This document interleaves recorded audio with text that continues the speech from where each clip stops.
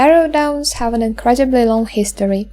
They are almost as old as Middle-earth itself. These ancient burial grounds were originally built by the very first men who awoke in the world with the first rising of the sun. The next chapter in their story comes after the fall of Numenor. People of Numenor were the Dunedain, men of the West. The Dunedain came to Middle-earth and established their great kingdom in these lands. The Barrow Downs first became a part of Arnor. Then Arnor split into 3 smaller kingdoms, and the Barrows became a part of the kingdom of Cardolan. There was no dark shadow looming over the burial grounds at that time.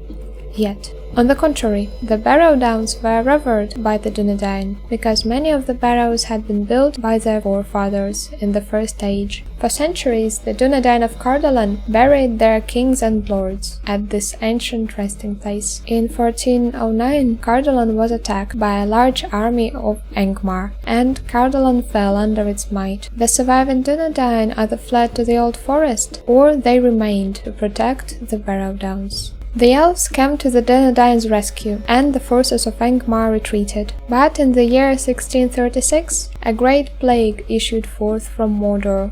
It was rumored that Sauron was the one responsible for the spread of this grave illness. The surviving Dunedain of Cardolan were among those who suffered the most. Many of the Dunedain of Cardolan were buried at Barrow Downs during the time of the Great Plague. This is why the Barrow Downs are so large.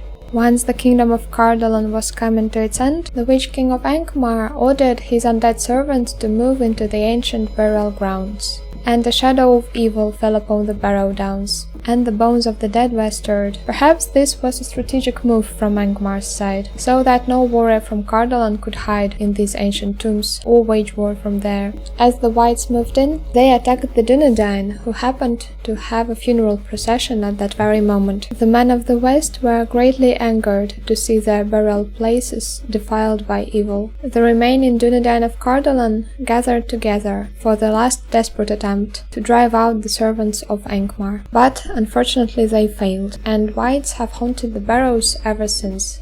Beware, travelers, when daring to enter in these dark hills.